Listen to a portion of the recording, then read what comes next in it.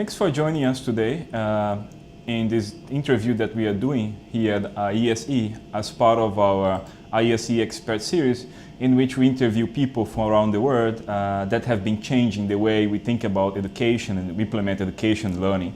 My name is Solon Moreira. I'm a professor in the entrepreneurship department here at IESE, and today it's my pleasure to interview Anant Agarwal, which is a reference in education and online learning. Thank you for joining us, Anant.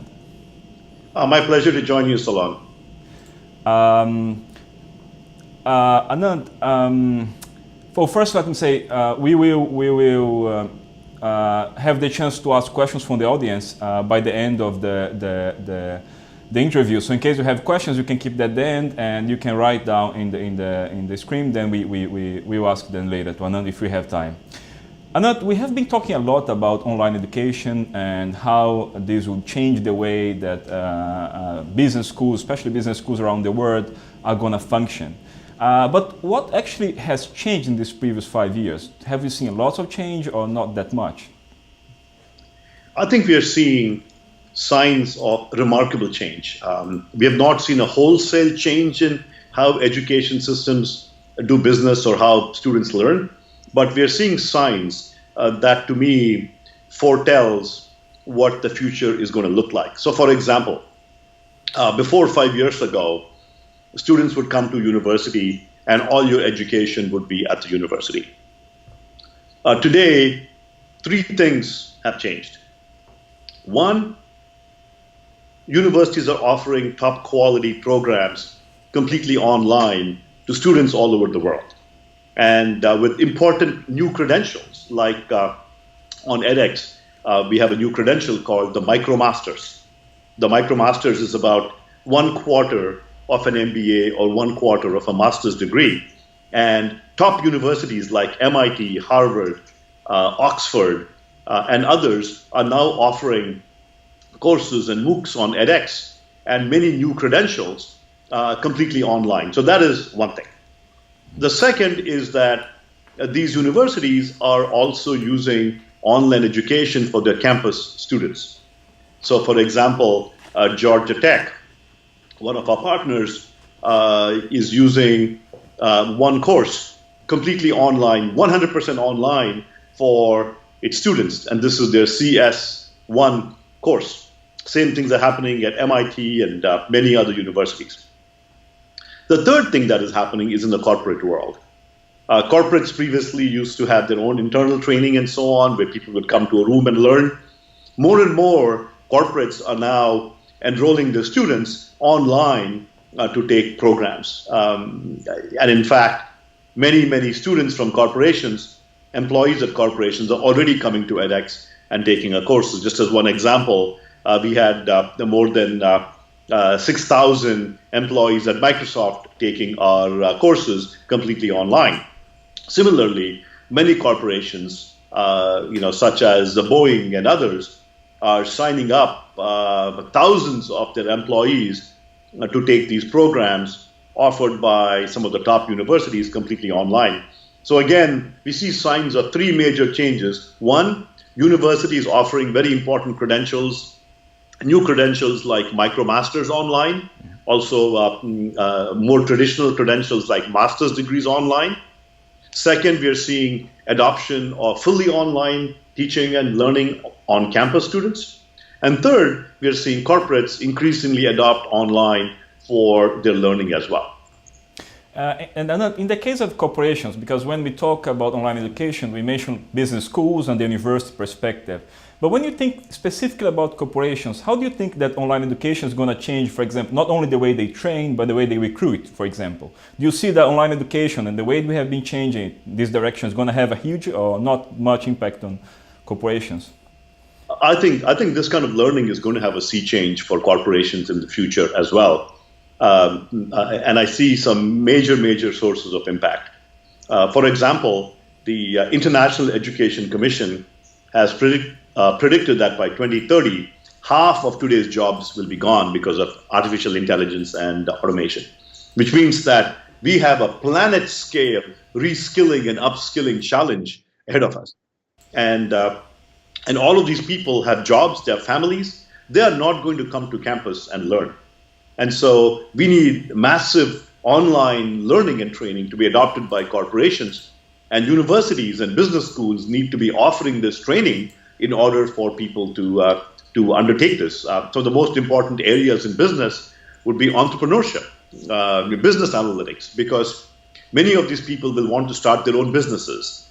Analytics has now become part of the culture of every business. From marketing, we've gone to acquisition marketing and analytics. From things like humanities and so on, we've gone to data gathering through statistics. And so all of this has made analytics very important. So I think that even at the corporate level, this whole upskilling will have to happen. At the same time, we see some very interesting approaches to recruiting as well. So for instance, on edX, each of our MicroMasters is endorsed by a corporation. So we've launched artificial intelligence MicroMasters from Columbia. That is endorsed by General Electric. And at the same time, the corporates are saying, hey, if we want to recruit the top students that come out of these programs. And so I think we'll see over time a much tighter connection between students and corporates, and online learning, students, corporates, where we'll see much more of a tighter link between the curricula taught or the needs of corporations, and also for corporates to find new ways of recruiting students through these programs. Yeah, okay. Well, maybe a provocative question, Anant. How do you see, which is also a question in our pool, how do you see the traditional learning setting? Is it going to be really fully replaced by online education? Do you see both coexisting? How do you see these two approaches evolving over time in the future? It's interesting. I see education evolving just like commerce and businesses are evolving. Okay, so 30 years ago, we just had, you went to buy a book at a bookstore. You went to buy some fruits, you went to the grocery store. Then online came in, Amazon and Wayfair and all the other top retailers came in, and everybody began to shop online. And everybody said, oh my God, in-person shopping is gone, it's all going to be online. But what happened 3 months ago? 3 months ago, Amazon acquired Whole Foods. Mm-hmm. And Amazon is online, Whole Foods is quintessential in-person shopping. And I think the future will be omni-channel. And where people are going, just like in shopping, people are going to be looking for in-person experiences, and people are going to be looking for online experiences. And the acquisition of Whole Foods by Amazon implies the future is going to be completely hybrid. It's going to be blended. It's going to be omni-channel. The people are going to look for online and in-person. Similarly, we can take a lesson from that. I think no force on earth will prevent education from becoming hybrid and blended in the future. So what does that mean? It means that I see universities evolving in 3 ways. I see hybrid where you do some online before campus, and then you go to campus. Mm-hmm.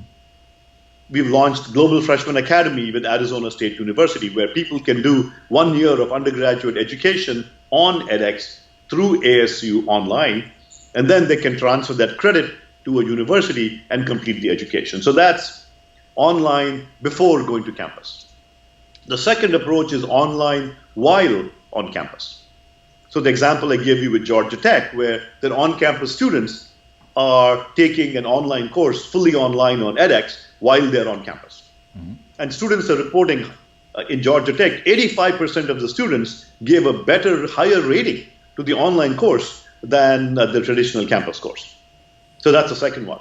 The third one will be online after campus.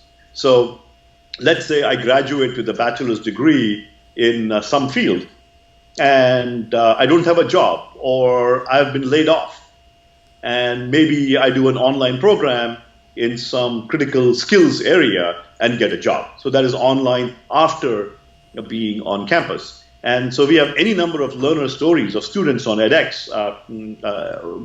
There's one student whose name is Craig Santos. He was restructured when he's come out of a job, and then he took programs on edX, and that helped him get a job.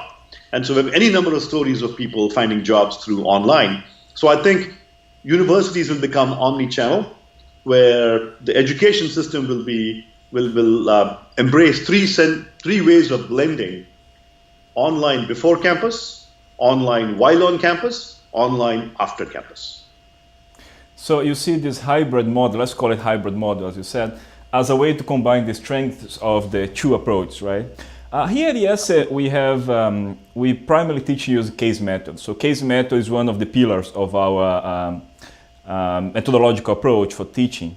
For example, do you think that online education could we could use online education as effective as the traditional way of teaching it to teach case method? Solon, what do you think?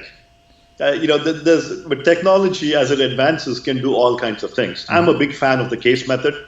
IESE, you are one of the top business schools in the world. Yeah. Harvard Business School is one of the top business schools in the world, and they use the case method. And so on edX, we support the case method. You can teach using the case method on edX. You can't do that on all platforms. It requires a lot of sophistication. So on edX, and we are in conversations with the Harvard Business School, and there's agreement all around that, yes, we can support the case method online. And what we do on edX is, with the case method, you go through multiple steps. And you can do that on edX. You first show the students some real-world problem, either by a reading or some video or some animation. Second, we have a discussion forum where there's some social learning and students get a chance to reflect on it. Third, as part of the case method, the professor can ask the student a question in class. So on edX, we have the concept of a timed question. So when the student finishes reading, a question pops up and there's a timeout. They have to answer the question within a professor set time bound. So it's like being called upon in a classroom. And the difference online is that every student gets called by the professor, while in a campus class, Solon, in your class, you can call one or two students. So here, everybody, it's democratic, everybody gets called upon, and there's a timeout. Following that, the students can write a response. And then University of British Columbia implemented a really powerful tool within edX called peer instruction. So once, as part of that, once students submit their response or an essay, it comes back to the students, and you review and evaluate and provide feedback on 3 or 4 other students' responses. After you do that, those responses go back to each student, and they see the feedback, and then the students can resubmit their answer. So that is very similar to modeling the case method, and so I think we can do case method online, absolutely. That sounds very interesting. I agree with you, actually.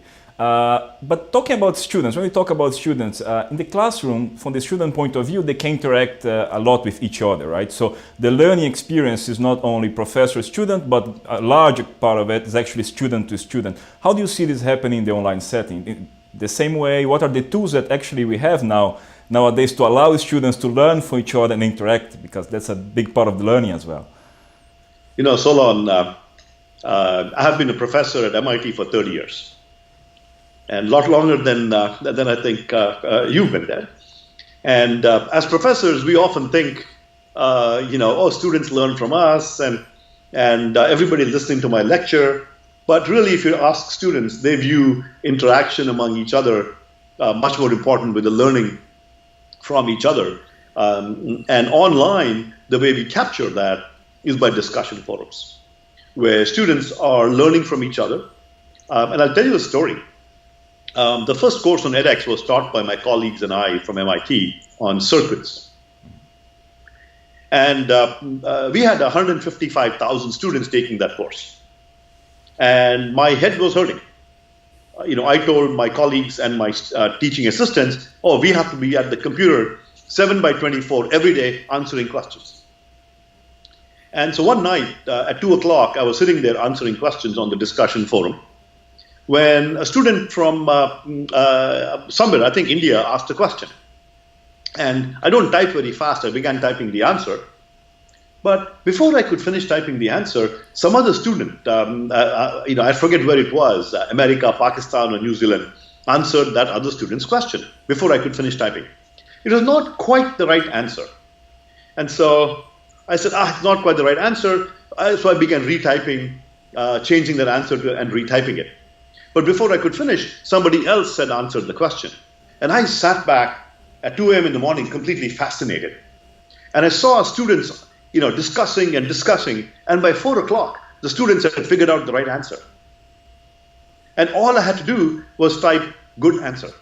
That's it. And so what we are seeing is that students are learning from each other instantly. In that first course, you won't believe it, the median time to a response to a question from a student was 11 minutes. And here students are engaging each other, not just in a small city, in Barcelona, for example. When you teach, you have some students from Barcelona working together. But here, for every topic, we have students from all over the world interacting with each other and learning from each other. So it's just an absolutely fantastic experience. When we talk about online education, usually we talk about like big numbers, right? One of the big advantages of online education is that you can reach people that maybe other way could not have access to that course or that information. But you also see online education evolving smaller numbers, for example, more specialized and tailored course where we try to approach a much smaller number of students. And in this sense, if you see this direction, if you see this going this direction as well, is there a big challenge in terms of the number of students? When we talk about going from a classroom with 30 students or an online environment with 30 students and moving to 300, 500, is it a big challenge to do that? See, I think that it is a much bigger challenge in a classroom. I was at Berkeley in California a couple of months ago, and I was speaking to the head of department of computer science, and he mentioned that some of their introductory classes already have 1,200 to 1,500 students. And they don't fit in one classroom anymore. They overflow to multiple classrooms. And so even on campus, it's a real challenge to fit more than a few hundred students. And my colleague at MIT, David Pritchard, says that once in a classroom you're beyond the second row, it's distance education anyway. So I think online, I think we have a real opportunity. Have we perfected it? No. Online, at edX, we are trying to build mechanisms to support both small groups and large groups. And so let me give you some examples. So we have some courses where 300,000 students might be in a single class online. And with mechanisms like the call-out questions, where everybody gets a question with a timeout, we can scale to 300,000 and everybody gets a question and everybody gets to answer it, and the computer can check to see if it's the right answer or not. So it scales beautifully. The whole cloud infrastructure is enabling us to scale to hundreds of thousands to millions. So at edX today, we have 13 million students who've taken 50 million courses. So we can scale. I think the challenge online is how do you create the small group experience? And so the challenge is for the smaller experience, not the bigger one. So what we built on edX is two mechanisms. One is called cohorts, where, let's say, for example, I'll give you a corporate example. Let's say we are teaching online, and a company says, hey, look, I'd like some special content. I'd like to work with a smaller group. So we can do that. So IESE could then offer a small group experience within the big MOOC. So big MOOC may have 50,000 students, but we can create a cohort in edX, and the company can enroll their 300 or 50 or 10 employees in that cohort, and that cohort gets a private discussion area. You can communicate with those students using a single email within that cohort. You can also give them special content within the cohort. You can provide priority support. So you can create the small group feed. So that's one, cohort. The second idea is teams, where on edX, you can give team projects. and students can form, excuse me,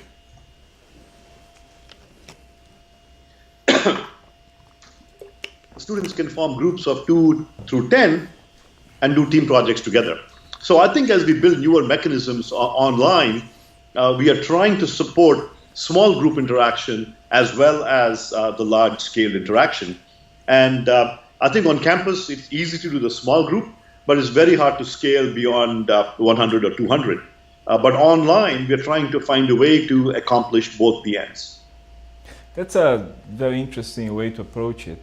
One thing that I'm very curious about to hear your opinion that it's a very dynamic sector, right? It has been changing a lot in the previous 5 years, but then how do you see this changing in the future, like the next 5 to 10 years? Do you see like the current model that we have is going to be just, we're going to just scale up the current model we have, or do you see like major changes happening in the way that we see online education now? You know, what's funny is that, you know, I've been making predictions since I started in this business 6 years ago, and every one of my predictions has been wrong. Generally, I made some crazy predictions, and it happened in half the time. But that said, you know, here are some ways I see the future unfolding. I see in 10 years that students will be able to go to a campus as usual and get a degree. And students will be able to get a quality degree from top institutions completely online. They'll already, they can get online master's degrees. On edX 1 year ago, we launched a master's degree in data analytics with Georgia Tech. It's a top 10 ranked program for under $10,000.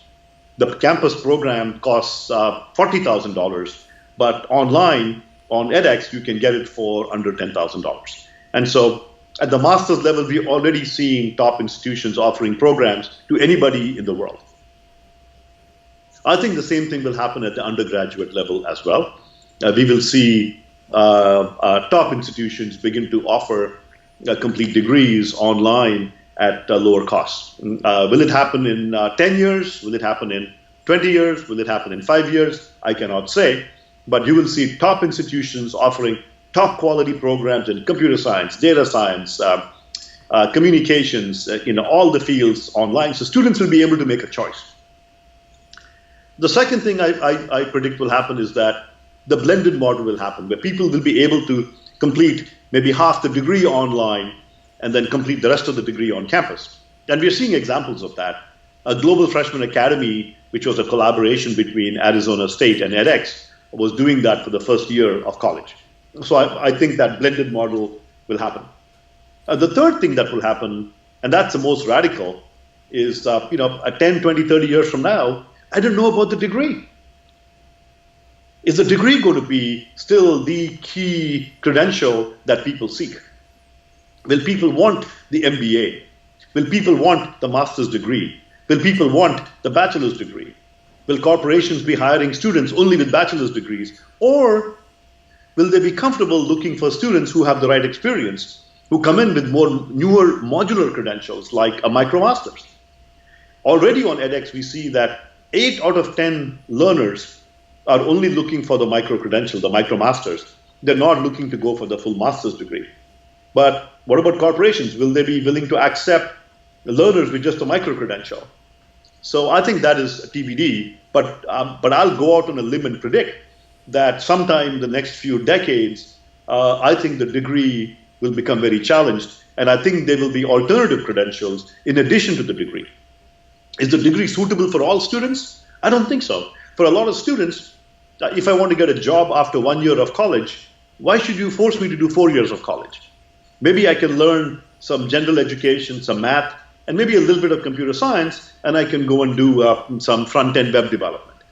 Do I need full 4 years of college? I don't know.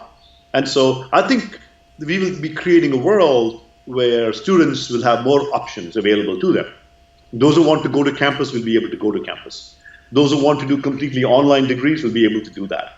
And finally, those students and employers who don't want full degrees but want more modular credentials will be able to do that as well. So I'm very optimistic of the future of education, which will give radical new choices for universities, for students, and for corporations.